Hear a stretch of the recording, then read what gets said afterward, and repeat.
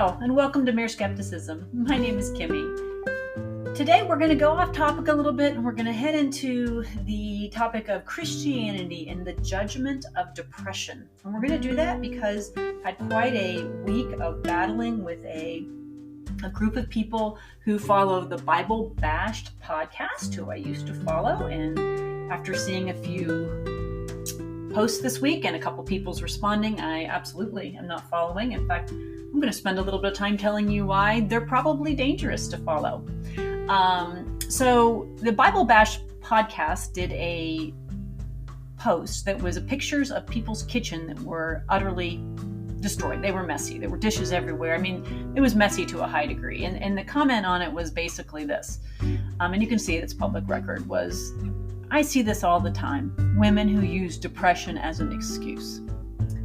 Okay, so then, going on back and forth, I tried to be a little bit gracious in the beginning and just ask some questions like, are you seriously saying that you think that depression is an excuse for people not to clean their kitchen?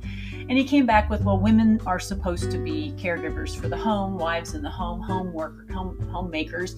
And so she's dropping her ball here, and this is slothful. And he goes on to equate depression with slothfulness, which equates to sin. So, wow, I can just tell you, as a woman who battled with depression for nearly 4 years, who lost those years and cannot get them back, how utterly disappointed and triggered I was. And I would go as far as to say that this podcast is a product of righteous anger. And I'll share why I think that is, and we will share some solutions for how to encounter people like this and to prevent them from continuing to spread lies about what depression is and what it isn't, to pretend that people who think that their theology on this, that women who don't do their housework, that say they're depressed, are somehow making excuses, how we can put a stop to that, how we can offer our hand to women who are trapped in that, and how we can really look at what can we do to confront this biblically. So first of all, being a woman, I'm at a great disadvantage. I was called a pagan. I don't know my place in the home. The Bible Bash podcast responded some, a couple of the followers responded some, and at the end of the day, they all unfollowed me. Why do we think that is? Well, it's pretty simple. First of all, I'm a woman, and there is absolutely no way that we can pretend that that doesn't annoy a conservative group that thinks a woman really should always be under the headship, even when she's out into the world, of a man. And pretty much I was told that I have no one over me, overseeing me. Therefore, anything I say is suspect and pagan. Now, we know these groups exist, right? We all know it.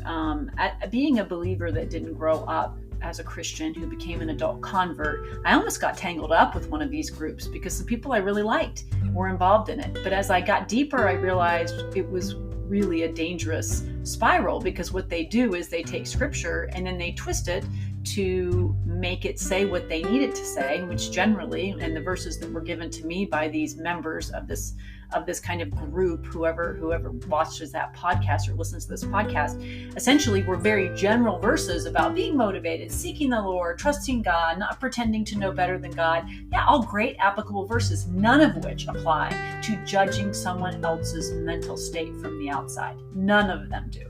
None of them support that. And yet somehow followers really think that this is a complete and wise connection. That it's also a complete and wise connection to ignore what it means to be deeply depressed, clinically depressed, and they deny the idea that there's any kind of science behind it. Now, we got to be honest. One thing I try to do here is be honest about things, and we don't know exactly what causes depression. We do not know exactly what happens in the brain. We know some levels go off, but we really don't know. But for us as believers to pretend that we then somehow know what someone is experiencing, that we fully admit that we don't understand the workings of the brain. I mean, that is an argument for creationists, is it not? We don't understand how the brain works. How marvelous is it? But wait a minute. That same argument is being used to ignore the fact They ignore this argument when it comes to, well, we know what's happening in a woman's mind when she doesn't keep the kitchen clean. She's not really depressed. She's being sinful, right? So you can see the hypocrisy just starts to seep out through the cracks. So basically this discussion went back and forth throughout the week. There were some lovely highlights that I will share with you as well, but we'll try to keep this short and sweet. This is not a complaining session. This is a session that I hope would be super helpful for you when you encounter groups like this that twist scripture in a dangerous way. And they try to convince you that somehow if you don't agree with them, you're not a Christian. The first point that we kind of hit was that biblical characters struggled with depression and despair. In fact, they were very honest and they weren't embarrassed about it. And unlike groups like the Bible Bashed podcast and their followers, they actually had a compassion there's a compassion in the way that the authors write about it. It wasn't, they weren't trying to hide that they were in deep and utter despair, sometimes because of choices they made, sometimes because of things that happened to them, that they experienced while they were trying to do good for the Lord, some of them just because they were feeling despair. Not all of these are even perhaps people who lived historically, but most of them we believe are. So we've got David, Elijah, Job, Moses, and Jeremiah. All, no matter what you believe about scripture and how much is literal, how much is allegory, these are all great examples of people who were honest about despair and depression. Now, I'm not going to say to you that they all were clinically depressed, as we would call a major depressive disorder. I'm not saying that. I, unlike this group, I'm not going to pretend I know what was going on. But I can tell by their writing that they weren't trying to shirk their responsibilities. Now, of course, they would not be accused of that because they're not women. And men generally in these kinds of groups don't apply the same kind of judgmental condescension that they do to women. But what we're talking about really is, for instance, in Psalm 42 and 43, David is pouring his heart out. He's seeking God, and God does respond. And at some point, he does come to a point where he really lifts up his head and he says, I can sing to you, Lord, because you didn't abandon me. And I'm not going to disagree with groups like this that say, okay, if this is your worldview, seek God with all your heart. Pray, read scripture. I'm not downplaying that. But what I'm saying is, just because some of you do those things, which I will tell you from my personal experience in the 4 years that I went through it, I never understood depression. I don't think I would have ever gone close to judging it like these people do. But I didn't understand what it felt like to feel nothing but pain for years. Just the glimmer of the hope that one day I would feel something that didn't make me want to just crawl underneath my covers, or worse, would have been a pipe dream for me during those years. That was eye-opening. So I'm going to give them some grace, that especially from a couple of these followers. One of the gentlemen literally said, well, if you're having a dark season, well, I hate to tell you, we all have dark seasons. That is not what we're talking about. I mean, tell me you don't know anything about depression by telling me you don't need anything about depression. You're absolutely just drawing a huge spotlight to the fact that you don't understand that depression and sadness are not the same thing. And a person who has truly experienced the depths of depression and the despair of life that often comes with it, they would never speak so callously about it. But I will say, often these extraordinarily conservative, Bible-twisting groups, what they will do is they will really suck the empathy out of you by living a life of judgment. And that makes it easier, right? I mean, when we distance ourselves and we pile, and I call it bigotry, when we pile people into a pile, well, they're not reformed. They're not vision forum people. They're not all these other things that fit our categories of people that we quote unquote respect. We can lump them together with bigotry, say that they're not really Christians, they're not really using, returning to scripture, and they're turning to God. We can say all of these things about them because why? Well, they no longer matter to us. We can separate ourselves. Well, I hate to tell you, we don't have great examples of that. We have examples of people who dust their feet when they are rejected for the message of Christ. But to twist that and say that you can take other people who accept the message of Christ, but because they don't do it your way, they somehow are inhuman, they are pagan, is, I'm just going to say it. It's absolutely heresy. It's heresy. It completely ignores the majority of the scriptures they say that they believe. So remember how many verses there are about judging. Now, there are times to judge rightly, and boy, trust me, these kinds of groups, they love the idea that they get to judge other people. But there's nothing that says they can judge the internal struggles of a person. So if someone doesn't clean their kitchen, they can't say that's because you're being slothful. That's tantamount to saying because you have cancer, your chemo isn't really making you tired. You're just imagining that, so you want me to go do the dishes. The depth of ignorance is palpable. So the next thing that I would say is that we probably need to look at, what does God say about judging? So if we look at the one that everybody knows, no matter Christian or not Christian, we're going to be talking about Matthew. Don't judge or you'll be judged, right? To the same measure you judge, you'll judge others.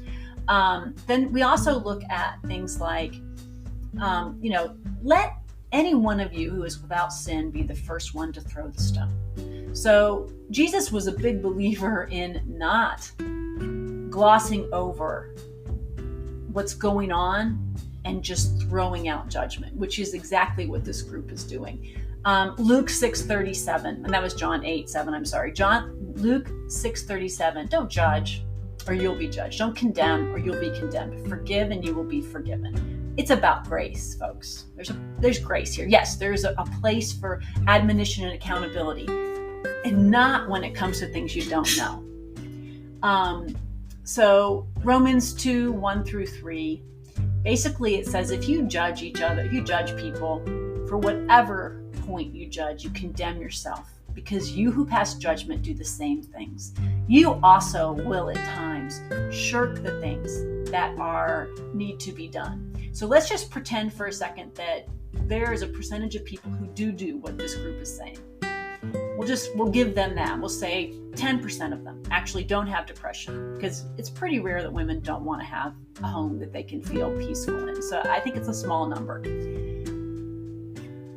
If you think about that, how many times do you think those same men, how many times do you think the podcaster himself has said, I got a headache tonight, I'm going to go do this. I don't want to do that. Everybody takes a break from time to time, and sometimes it might affect you a little bit. And you know what? That's okay. That's what the grace is for. And if you need to take a break, take a break. Don't make it about slothfulness. Just take a break. It's okay. Basically, John 7:24, I think, is probably the most applicable. Stop judging by mere appearance. Instead, judge correctly. I hate to tell you, looking at a kitchen and saying that person is slothful when they're telling you they're having mental struggles, that is absolutely judging by appearance. Wake up. There's a whole lot of other ones here.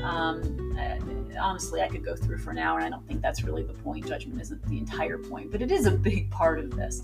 So basically, we know that this whole idea is we do need to seek God.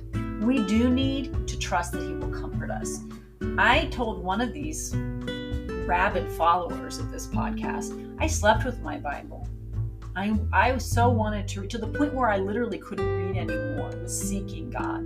Now, I don't believe that means God wasn't there, and I think David is probably a really good example of sometimes it feels like God isn't there. That doesn't mean that's true. It means sometimes we are far distanced ourselves from the comfort that is there. And sometimes God, I believe, has the right to withhold it as we learn things. There's no way around that. But the next step is the one I take issue with. What if it doesn't work? I had one man who was actually the only one out of the group who hasn't blocked me, because he's the only one that clearly doesn't need to control his life so much that he can't handle dissent and doesn't want to run. But he basically said, this cured me. This idea of just seeking God and praying, it cured me, and it really is the right way to go. Okay, And my comment sounded flippant, but it really wasn't. Good for you. Great for you. It didn't do that for me. Is your comment then, they're not Christian enough? I wasn't seeking God enough. I didn't do it the right way. I didn't have the right people praying for me. I mean, let's be really careful here. What if we're not healed? What if it doesn't go the way that we think it does? What if that person's daughter gets it in 5 years and it doesn't work for her? Which there are a lot of people who love God who struggle with depression. Is he going to look at his daughter and say, you're just trying to get out of your homework? You're just trying to get out of helping your husband at home? Is that what he's going to do? I don't think so. I hope not. Although I'll tell you what, some of these people, absolutely they would. I hope this person is kind enough not to do that, but I don't know them. I don't know any of them. And no, I'm not slandering their character. I'm completely slandering their content. So we back up. So we understand that just judging other people is bad enough. But then we add a danger to this. And this is a danger that I dealt with firsthand. The risk of suicide with patients that have untreated depressive disorder is 20%. 2 people out of every 10 people who these people encounter that struggle with major depressive disorder, which would be something that lasts for a longer period of time, something that affects all of these different things that we talked about before, 20% are going to have persistent suicidal ideation. They're going to want to take their own lives. I remember specifically the comment that I made over and over again. I don't want to be here. I don't want to be here. Now, I don't share that for sympathy, which is one of the funny things about this conversation is literally, if you do share freely with them, they will say that you're trying to get sympathy. It just shows you the coldness that this kind of theology consistently brings about. This is not my first go round with meeting these groups, and when I hear them talk, there is utterly a coldness that would send shivers down your back, and they think it's noble. So there's a couple of different things that we need to realize about that. We need to protect the people who are in the kind of lifestyle and with people who are completely, utterly ignorant of what depression actually is from the inside looking out, to give them enough hope to know that there's always a hand reaching out to them. You don't have to live in the judgment of people who have no idea what you're going through. You don't have to accept that these general Bible verses mean that you have no choices in life on other than to keep your home. If you want to choose that, it is a beautiful and noble thing. They did it for 30 years. You're not talking to a woman who doesn't think it's noble and beautiful. You're not listening to a woman that doesn't understand the beauty of that or the power of that. Okay, I could go on for hours about that. That isn't the point. It is the twisting of Scripture that takes away the freedom of women to look at other ways that they can also live their lives, and that men too can be freed up to find different ways to balance the home that are still beautiful and still godly. And I think about Deborah.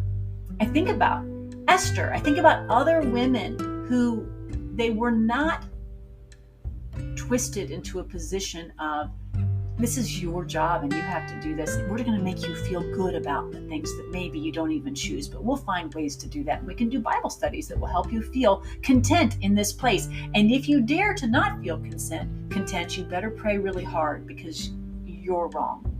This is the kind of mentality these groups have. There's a sad story that came out just this year, actually just this week, about a man who lost his wife, and her name was Ariana Sutton, and he speaks very frankly.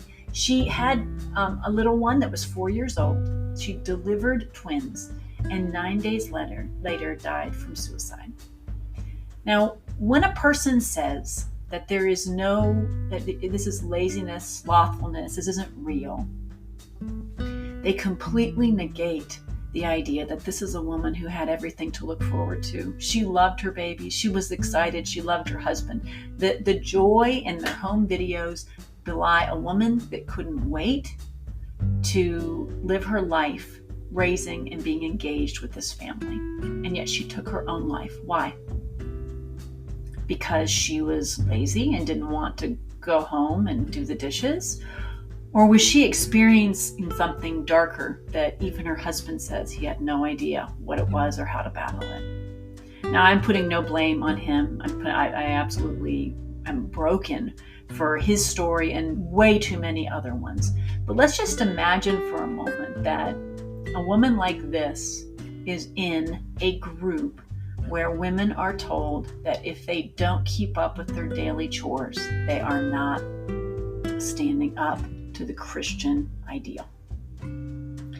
When we think about that, we start to understand the danger of that 20%. It's just horrifying, and I think that we can absolutely find new ways to encounter these people and to fight these kinds of ignorant decisions that people decide that they're going to listen to and follow. Sadly, we need to, when we hear blame, we need to stop and remember people who blame others for things they cannot control have a desire to control what they cannot control. And blaming is one way that they can manipulate it. So if you have a wife that's not keeping up and you find it embarrassing and you think it's a reflection on you, which is another non-biblical perspective, then you're going to do everything you can to kick them in the rear end so that they will do what they're supposed to do. It's a reflection on you and your manliness. Well, I'm sorry, folks. That's just sad. That's not reality, and it can cost lives. And it's time to put this kind of toxic ideology to bed.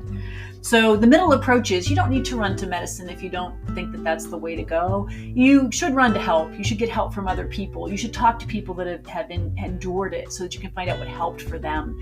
You should absolutely, if you are a believer, seek help. Seek the Lord. Seek the word in prayer. Write down Bible verses that comfort you. There's lots of reasons to believe that God comforts the brokenhearted and doesn't stand back and say, you're not godly enough and you should go run your vacuum. I was one of those 40% who didn't help. Meds didn't help, but time did. And I was really fortunate to have a husband who was godly, who, even if he didn't understand what I was going through, he believed me when I said, you don't understand what I'm going through. And that was what I needed. Had I had one of these kinds of people in my life who point fingers at the wounded, I don't know that I would be here today, and I don't say that to be dramatic. And that's why I had what I believe is a righteous anger against this kind of ignorance. In my darkest times and hours, had I encountered this kind of thinking, I don't think I could have found hope, because I would have thought it was my fault. I already thought a lot of it was my fault because I couldn't figure out why I couldn't fix it. So I'd love to hear any thoughts that you have on this. I'd love to know if you are completely in line with this kind of thinking, and please, somebody give me some Bible verses that could back it up. I've yet to see one that really applies. And I think it would be really good to remember that people who support these kinds of mentalities, are they willing to do the same thing if somebody they really love goes down this path? Are you willing to say it's their fault if your child is at risk? I really question that they wouldn't, to be honest with you. The cold responses. I literally had a man tell another woman how she could take her own life. He thought that was, and he actually made fun of somebody else who did the same thing as if it was kind of a boss move. So I think that we kind of get the idea that, like I said, these kind of mentalities where people play the role of God, where they want to control what people know and how they're going to respond, and they shut down dissenting voices like mine. I never cussed. I never told them that God was not real. I never did any of those things. I simply pointed out the absolute utter ignorance and danger of their perspective. And I think I did it, and I backed it up. And when people do that, what do? They block you, because it's uncomfortable to know that people who actually don't agree with them are out there. And they want to reach the women who are suffering in their midst before something horrible happens. I hope that something here has helped. I hope that you will seek help if you are in a situation like this, and you will not let anybody make you feel bad for needing it. It is okay to need help. Great people through the Bible shared their pain and were met with understanding and love. And yes, sometimes they were met with, now these are some things you can do to make things better. But an external position for an internal battle is not a position of power. So don't let someone tell you that it is. I hope this has been helpful. I hope that you can stamp this kind of thinking out when you see it. If you have any questions, if you want any backup in scripture or any of the links of the things that I discussed here, I'd be happy to hunt them out for you and send them to you. I hope you have a great rest of your day, and thank you.